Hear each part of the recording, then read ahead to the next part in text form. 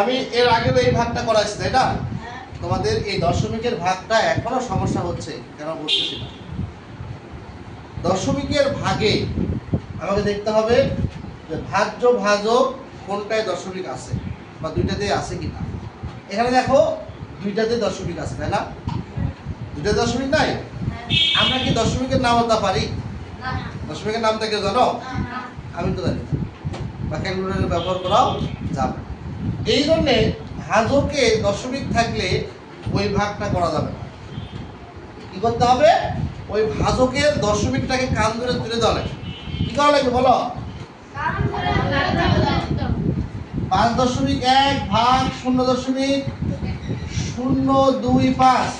তাহলে আমাদের কাজ এখানে এই ভাজকের দশমিক তোলা, তাই না? এইটা না, ভাজ্যের দশমিক উঠানো আমাদের কাজ না।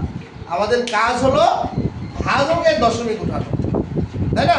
তো সেক্ষেত্রে ভাজকের দশমিক উঠাতে গিয়ে যদি ভাজ্যেরটা উঠে দেয় আলহামদুলিল্লাহ, না উঠলেও কোনো সমস্যা নাই, ভাজকের দশমিক না থাকলেও, তাই না? তাহলে দশমিক উঠানোর আবার একটা নিয়ম আছে, বলছিলাম মনে আছে?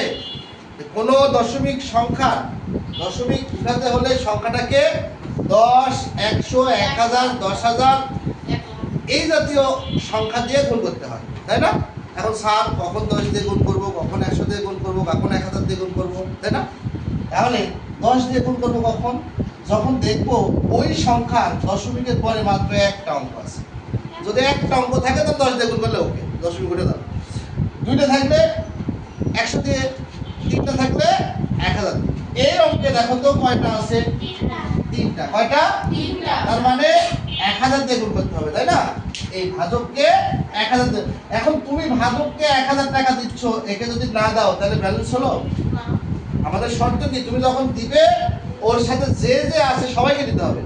একজনের তুমি দিচ্ছ আরেকজনকে দিবে না, তা হবে না, তাই না?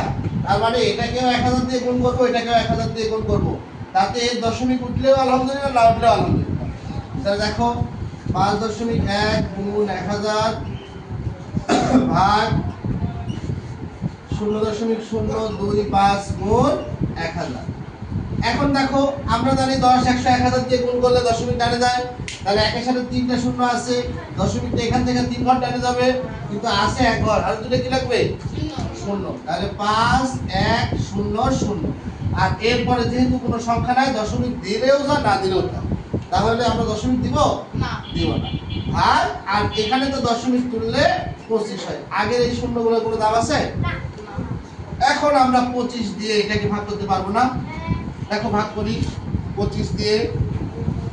5100 কে আমরা 25 দিয়ে ভাগ করবো, তাই না? দেখো দুইবার যায়, 25 দিয়ে 50, এক ঘর নামালাম, একটা নামানোর পরেও 17 হচ্ছে, তাই না? তো কিছু দিয়ে না গেলে আমরা কি দিয়ে ভাগ করবো? 0 দিয়ে।